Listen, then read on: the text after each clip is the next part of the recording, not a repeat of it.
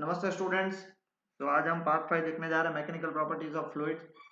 Last lecture में हमने Stokes law और ये सब देखा था, टर्मिनल वेलोसिटी भी देखा था। आज हम देखने जा रहे हैं फ्लो। दो टाइप के फ्लोज होते हैं, streamline flow and turbulent flow. ठीक है, तो सबसे पहले हम देखने जा रहे हैं streamline flow. What is streamline flow? Stream line, अब नाम से ही आपको पता चल जाना चाहिए, एक साथ जब आजू बाजू घूम रहे हैं और एक ही लाइन में, अपनी भाषा में बात करते हैं, एक ही लाइन में घूम रहे हैं, उसे हम स्ट्रीमलाइन फ्लो बोलेंगे। फिजिक्स की भाषा में बात करते हैं, वो क्या बोलते हैं? When a liquid flow with such that each particle of the liquid passing a given point moves along the same path and has the same velocity as its predecessors, the flow is called streamline flow or steady flow। अब देख लो, यहां से मान लो इधर flow हो रहा है, अब ये जितनी भी लाइन है वो सारे के सारे एक ही साथ इस लाइन से पास होंगे, यही सारे एक ही साथ इसी लाइन से पास होंगे, यही के सारे एक ही साथ इसी लाइन से पास होंगे, तो उसे हम क्या बोलेंगे? स्ट्रीमलाइन फ्लो बोलेंगे और स्टेडी फ्लो बोलेंगे। Now consider the flow of liquid flowing along the path A B and C. मान लेते ए बी और सी, एक ही पाथ में ए बी सी तीन पॉइंट्स हैं, तो ए पॉइंट पे उसकी वेलोसिटी को मैं वी मान रहा हूं, बी पॉइंट पे वी बी और सी पॉइंट पे V C are the points inside the liquid. If every successive particle passes through a point A, मान लो कि अभी देखो ये एक फ्लो है पाथ का, यहां से एक ही ड्रॉप या एक ही पार्टिकल पास होगा, बहुत सारे पार्टिकल पास होंगे। मान लो जो पहला पार्टिकल पास हुआ वो वी ए वेलोसिटी पास हुआ, दूसरा पार्टिकल भी वी ए वेलोसिटी से, तीसरा पार्टिकल भी वी ए, सब वी ए वेलोसिटी से पास होंगे। बी पे आपके सब वी बी वेलोसिटी के, क्योंकि देखो जैसे जैसे बढ़ रहा है उनका डायरेक्शन चेंज हो रहा है, मतलब वेलोसिटी चेंज होगी।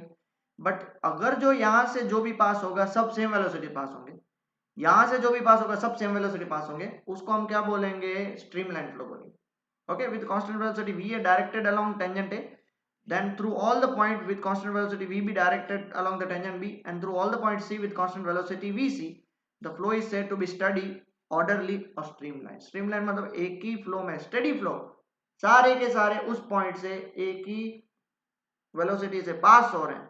नो डाउट फिर इधर से जाके उधर इसकी वेलोसिटी बढ़ गई, बट फिर यहां से जो भी पॉइंट्स पास होंगे, पार्टिकल पास होंगे, सबकी वेलोसिटी वी भी, नो डाउट इधर से वेलोसिटी भी बढ़ गई, यहां से फिर जो भी वेलोसिटी पास होगी सब V C. The path ABC along with the particles move one after another is called streamline, और इस पाथ को हम बोलेंगे स्ट्रीमलाइन और उस फ्लो को बोलेंगे स्ट्रीमलाइन फ्लो। ठीक है, आए समझ में बेटा? Please pause the video and note it down.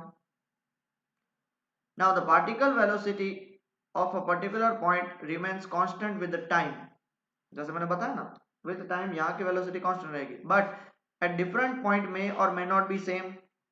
But जैसे जैसे आप आगे जाओगे तो शायद वो सेम नहीं भी हो सकती। ओके, बी बी पे चेंज हो जाएगी, सी पे चेंज हो जाएगी। Streamline flow is possible only if the liquid velocity does not exceeding a limiting value called critical velocity.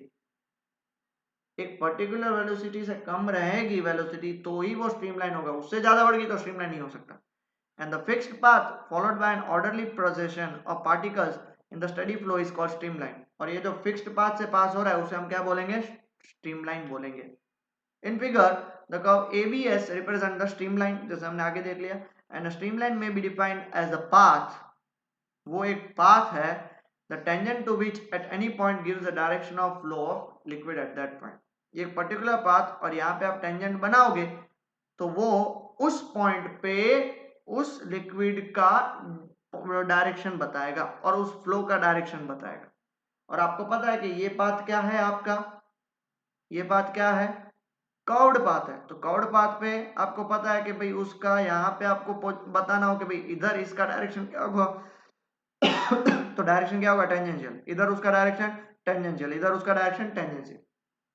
तो स्ट्रीमलाइन क्या है? वो पाथ है कि भाई जहां पे उसका टेंजेंट क्या बताएगा? टेंजेंट बताएगा उसका क्या? फ्लो ऑफ लिक्विड का डायरेक्शन। इधर इसका ये डायरेक्शन, इधर ये डायरेक्शन, इधर ये डायरेक्शन। क्लियर हो गया बेटा? पक्का? चल pause the video and note it down. Okay, अब दूसरा जो टॉपिक जो हम पढ़ने जा रहे हैं उसका नाम है ट्यूब ऑफ फ्लो। अब ये ट्यूब ऑफ फ्लो क्या है? तो a bundle of stream lines forming a tabular region is called tube of flow. Tubular region है ये, टेबुलर रीजन नहीं, tubular region. The boundary of such a tube is always parallel to the velocity of fluid particle. पहले समझो क्या है। एक ये देखो, ये पूरा जो पहला लाइन है वो पहला स्ट्रीम लाइन है, ये दूसरा स्ट्रीम लाइन, ये तीसरा, ये चौथा, ये पांचवा, ये छठा, ये सातवां, ये आठवां, ये नौवां, ये 10वां, ये 11वां और ये 12वां, ये सारे stream line. What is streamline? Basically a bundle of streamline. ये पूरा उनको बंडल कर दो। जैसे आपने देखा होगा कि एक एक वो पूरे धागे को एक साथ रखोगे, ये उनका पूरा बंडल बना। इस बंडल को क्या बोलेंगे? Tube of flow. Such that the boundary of such a tube, ये जो बाउंड्री है ना, is always parallel to the velocity of fluid particle. Fluid particle इधर घूम रहे हैं तो ये बाउंड्री उसके हमेशा क्या होगी? पैरेलल होगी। एंड सबसे इंपॉर्टेंट बात, no fluid can cross the boundary of a tube of flow. इधर से बाहर वो नहीं जा सकता। And the flow tube behaves somewhat like a tube. ये एक टाइप के ट्यूब, रियल में ट्यूब को एग्जिस्ट नहीं करती है, बट वो ट्यूब के जैसा बिहेव करती है। In study flow the shape of flow tube does not change with the time. Time के साथ ये फ्लूइड का शेप चेंज नहीं होता, यही का यही रहता है। कितना भी टाइम के बाद यही का यही रहेगा। समझ में आया? ट्यूब ऑफ फ्लो आपको क्या समझना है? सारे स्ट्रीमलाइंस को इकट्ठा करके जो ट्यूब बना वो रियल में ये एग्जिस्ट नहीं करता, इमेजिनरी है। और इसमें वेलोसिटी ऑफ जो आपका पार्टिकल है वही उसके बाउंड्री का उससे पैरेलल होगा। ठीक है? और दूसरी बात, कोई भी पार्टिकल इससे बाहर नहीं जा सकता, और टाइम के साथ भी ये चेंज नहीं होता। डन? नेक्स्ट, दूसरा जो फ्लो है वो उसको हम बोलते हैं turbulent flow. Now, when the liquid velocity exceed a certain limiting value called critical velocity, एक particular velocity से वो बढ़ जाएगा, the liquid flow begins zigzag। उसका फिर कोई पाथ फिक्स नहीं रहता। जैसे आप गाड़ी चलाते हो, बराबर है, एक पर्टिकुलर स्पीड से चलाते हो तो कोई टेंशन नहीं, बट एक स्पीड सडनली बढ़ा दोगे तो एक टाइम आएगा भी, उसके बाद वो आपके कंट्रोल में नहीं रहती, zigzag हो जाती है, को turbulent flow. The path and velocity of a liquid particle changes continuously and that too haphazardly। कभी भी, क्योंकि zigzag कहीं पे भी घूम रहे हो तो वेलोसिटी भी चेंज होगी, पाथ भी चेंज होगी। कोई फिक्स नहीं कि भाई पहले इधर गया फिर इधर गया, कैसे भी रैंडमली में। जैसे सडनली स्पीड से जा रहे हो, टायर फटता है तो कैसे वैसे। This flow is called turbulent flow and it is accompanied by random irregular local circular current called वोर्टिसेस।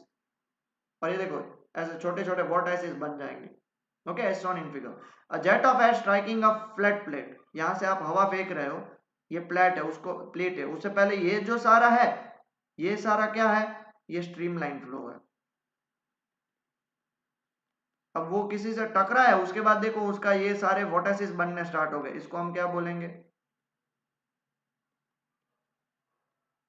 Turbulent flow.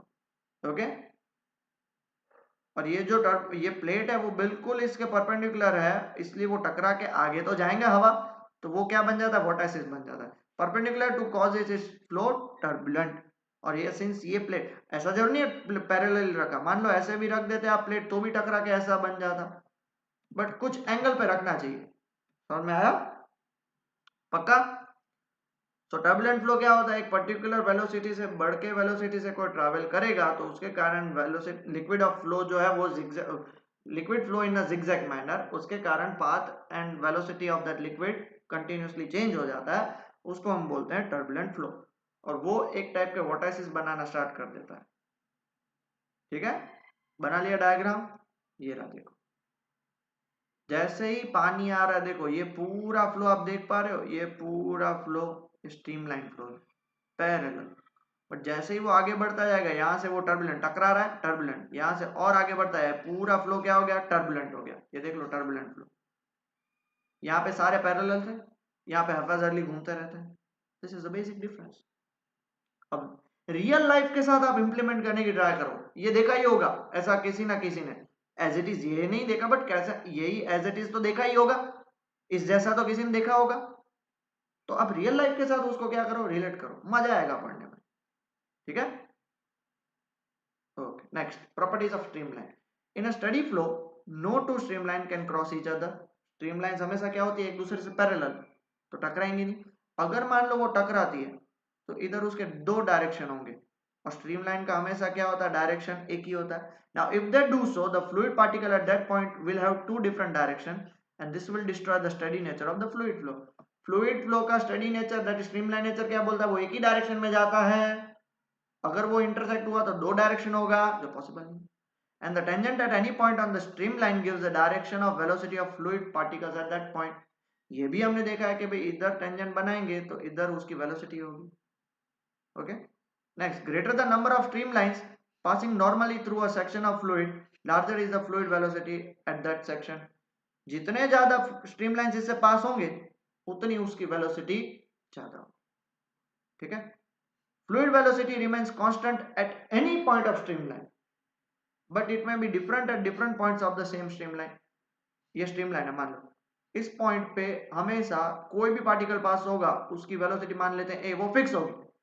But आगे जाके बी पॉइंट पे ये वी बी है तो V A is may be not equal to V B, ये जरूरी है. But जो भी पार्टिकल यहां से पास होगा उन सबकी वेलोसिटी क्या, वी है. जो भी पार्टिकल यहां से पास होगा उन सबकी वेलोसिटी क्या, we B.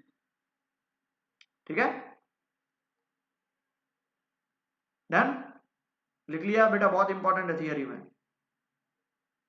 Next topic, laminar flow.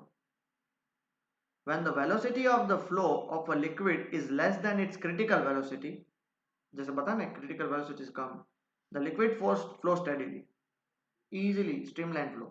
Each layer of the liquid slide over the other layer. ये देख लो streamline flow है ना, एक लेयर के ऊपर दूसरी लेयर, दूसरी लेयर के ऊपर तीसरी, तीसरी के ऊपर चौथा, बराबर है, फ्लो होता रहता है.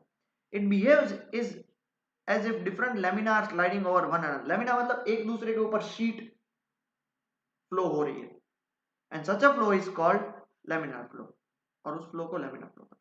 The surface obtained by joining the heads of the velocity vector for the particle in a section of flowing liquid is called velocity profile. समझ रहे हो? नहीं समझे? समझाता हूं. इस सारे पॉइंट पे इधर जो बंदा है उसका वेलोसिटी इतना है, इधर वेलोसिटी, इधर वेलोसिटी, इधर वेलोसिटी, इधर वेलोसिटी. ये नॉन विस्कस है. नॉन विस्कस मतलब क्या, कि सारी लेयर उनके बीच में विस्कोसिटी नहीं लग रही है तो सेम वेलोसिटी से ट्रैवल करेंगी. सेम वेलोसिटी से ट्रैवल करेंगी मतलब इस पॉइंट पे सब की वेलोसिटी सेम होगी. मतलब वो जो बनाएगा वेलोसिटी प्रोफाइल, वेलोसिटी प्रोफाइल जैसे आगे बढ़ रहा है वो क्या होगा, प्लेन होगा. क्योंकि ये जो सारे हैं देख लो नॉन विस्कस है. नॉन विस्कस मतलब इनके बीच में विस्कोसिटी नहीं है, मतलब सबकी वेलोसिटी सेम. वेयरएज ये विस्कस प्रोफाइल है, विस्कस लिक्विड है, मतलब सबके बीच में वेलोसिटी क्या होती जाएगी, चेंज. और आपको पता है कि भाई ट्यूब के सरफेस पे वेलोसिटी सबसे कम और सेंटर पे सबसे ज्यादा. तब आप जो ज्वाइंट करोगे वेलोसिटी वेक्टर्स को ज्वाइंट करते जाओगे तो वो पैराबोलिक वेलोसिटी वेक्टर बनाएगा, पैराबोलिक वेलोसिटी प्रोफाइल बनाएगा, और उसको हम क्या बोलेंगे, parabolic velocity profile for viscous liquid, plane parallel pen velocity profile for non viscous. तो व्हाट इज वेलोसिटी प्रोफाइल, कि सारे वेलोसिटी वेक्टर्स के हेड को ज्वाइंट करके जो एक सेक्शन बनेगा, सेक्शन मतलब वो एरिया प्लेन बनेगा, उस प्लेन को हम क्या बोलेंगे, वेलोसिटी प्रोफाइल. और इसके लिए वो प्लेन कैसा बन रहा है, पैराबोलिक. इसके लिए वो प्लेन बन रहा है. ये क्यों प्लेन बना, बिकॉज नॉन विस्कस है, सबकी वेलोसिटी सेम. ये क्यों पैराबोलिक बना, क्योंकि सबकी वेलोसिटी अलग, विस्कस लिक्विड है. क्लियर हुआ मैं क्या समझाना चाह रहा हूं बेटा? पक्का? First, velocity profile for a non-viscous liquid. In the case of a non-viscous liquid, the velocity of all particles at any section of a pipe is same. So, velocity profile is plane. जैसे मैंने आपको समझा दिया. दूसरा, velocity profile for a viscous liquid.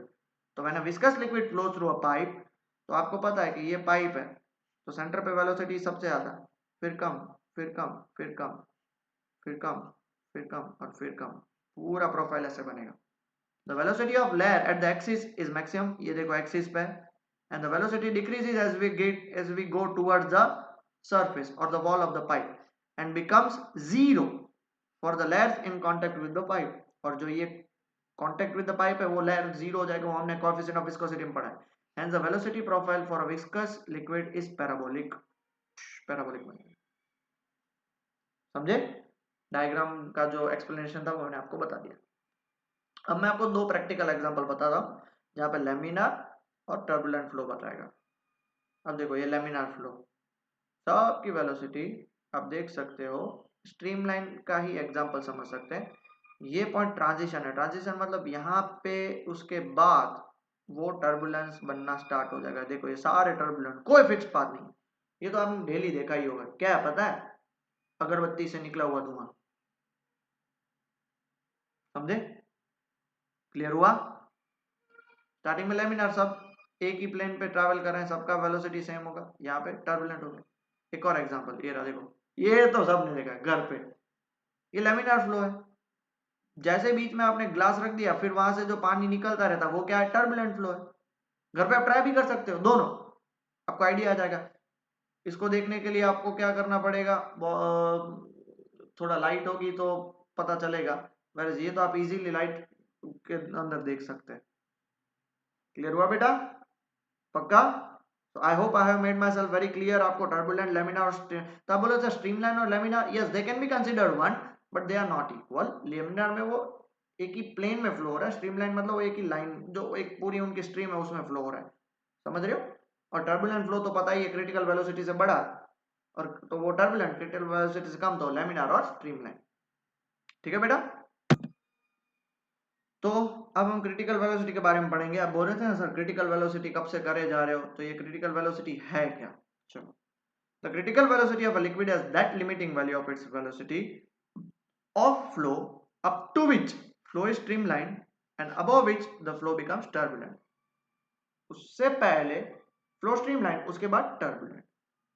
तो ये critical velocity जो VC है, तीन चीजों पे डिपेंड करती है, coefficient of viscosity, density of liquid and diameter of the tube. Tube मतलब जहां से वो फ्लो हो रहा है। तो हम क्या लिख सकते हैं, लेट वीसी,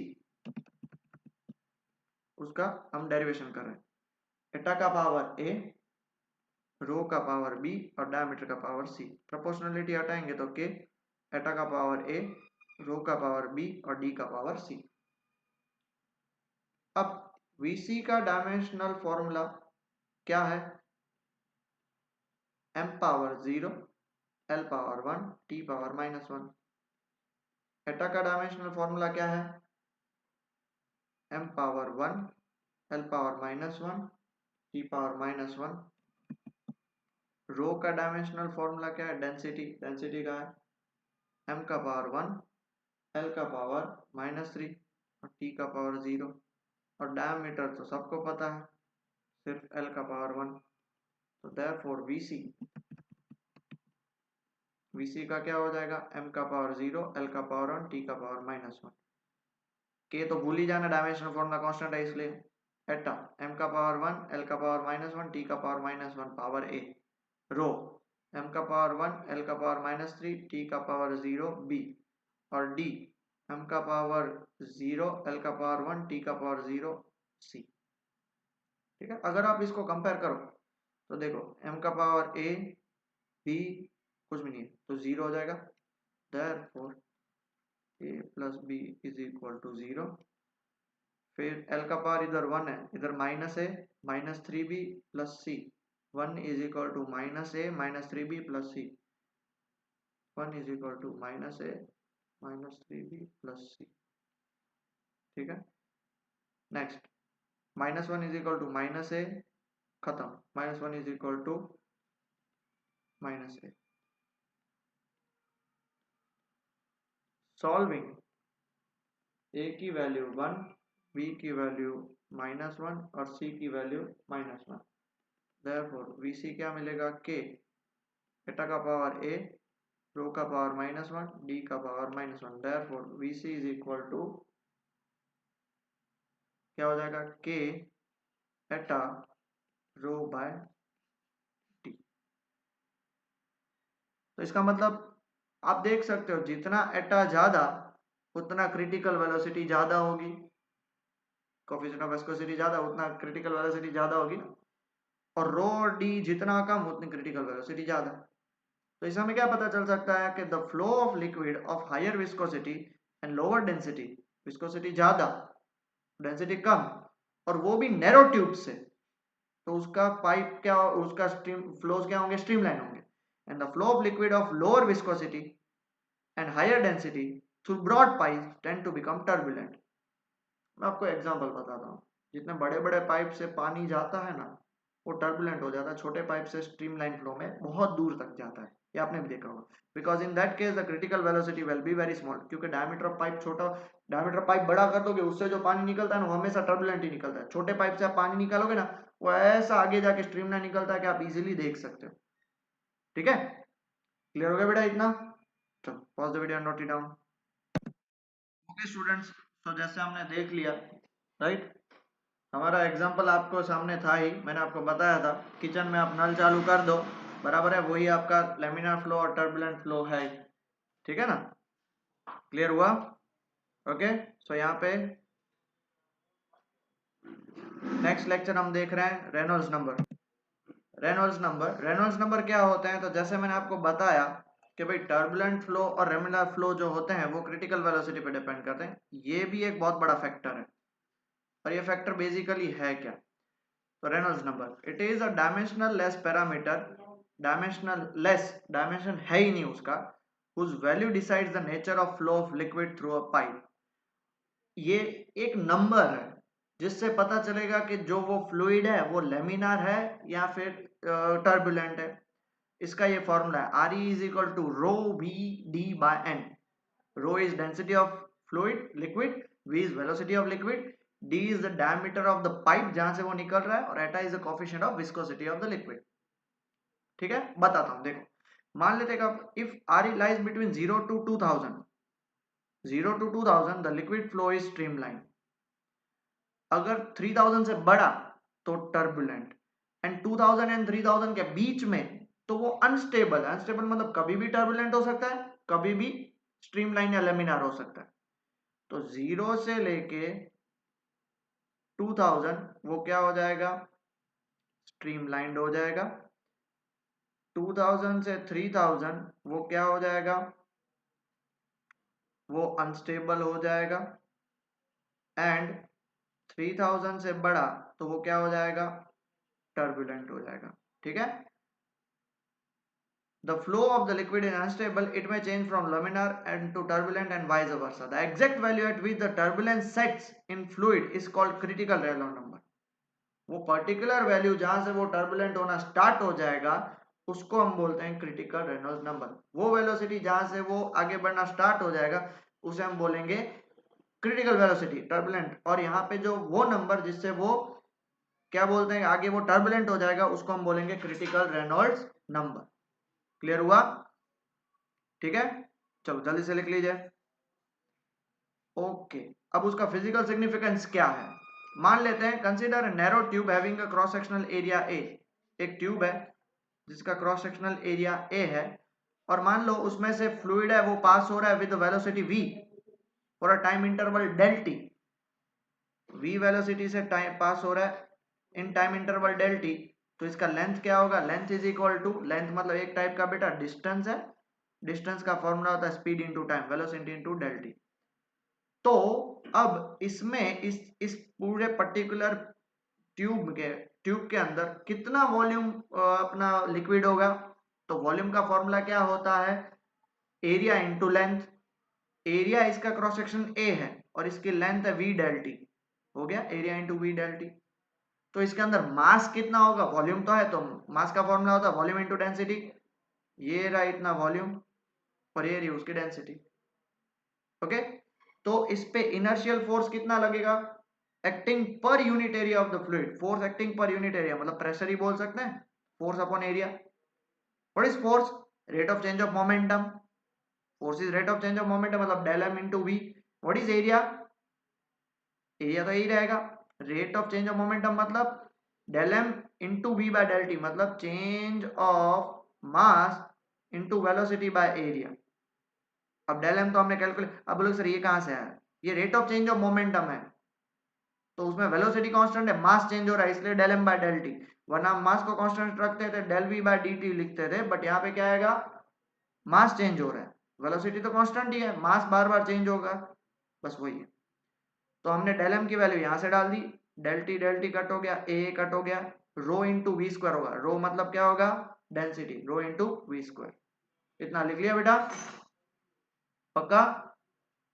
ओके, और what is viscous force per unit area? Viscous force per unit area is equal to eta, force per unit area याद करो, eta into velocity gradient. Velocity gradient मतलब del we by del x, तो यहाँ पे क्या होगा? V by d. तो inertial force upon viscous force, inertial force हमने अभी देखा रो वी स्क्वायर, विस्कस फोर्स देगा एटा वी बाय डी, कट करोगे तो आपको रो वी डी बाय एटा मिलेगा जो आपका आर ई है। तो आप बोलोगे सर इतना सब हमें पढ़ाया क्यों? The Reynolds number represents the ratio of the inertial force per unit area to the viscous force per unit area. ये आपको MCQ में आ सकता है और थियोरिटिकल पार्ट बहुत इंपॉर्टेंट है.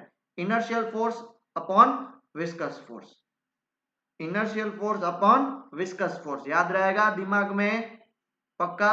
ये आपको टेक्स्ट बुक में नहीं है बट फॉर योर अंडरस्टैंडिंग मैंने आपको बता दिया है. क्लियर? एंड फाइनली आज के लिए last topic ideal fluid, because इसके बारे में हम पढ़ेंगे इसके बारे में नेक्स्ट लेक्चर में. What is ideal fluid? The motion of real fluid is very complicated. ये आप भी जानते हो, रियल फ्लूइड आपके घर के जो अंदर पानी आता है नल से, तो उसका जो फ्लूइड फ्लो होता है वो बहुत ही कॉम्प्लिकेटेड होता है. To understand fluid dynamics in a simpler manner we assume that the fluid is ideal, but to study it हमारे लेवल के लिए हम उसको मानेंगे वो आइडियल है. आइडियल मतलब याद करो फ्रिक्शन सब जगह पे होता है, बट हम मान लेते हैं फ्रिक्शनलेस. आप एयर के अंदर जो ट्रैवल होता है हमको पता है एयर फ्रिक्शन लगता है, बट मान लेते हैं विदाउट एयर फ्रिक्शन. ऐसे ही ideal fluid. What is ideal fluid? An ideal fluid is one which is non viscous, viscosity zero, incompressible, compress बिल्कुल भी नहीं होगा, फ्लो इज स्टेडी, स्टेडी मतलब समझ रहे हो, स्ट्रीमलाइन, एंड इरोटेशनल, रोटेट नहीं हो रहा है मतलब स्टडी आगे बढ़. Thus an ideal fluid has the following features. सबसे पहला steady flow. Steady flow मतलब the fluid velocity at each point does not change with time either in magnitude or direction. जिसकी दूसरी भाषा हम streamline बोल सकते हैं. दूसरा incompressible, तो जिसका density remains constant during its flow, कभी भी change नहीं होगा.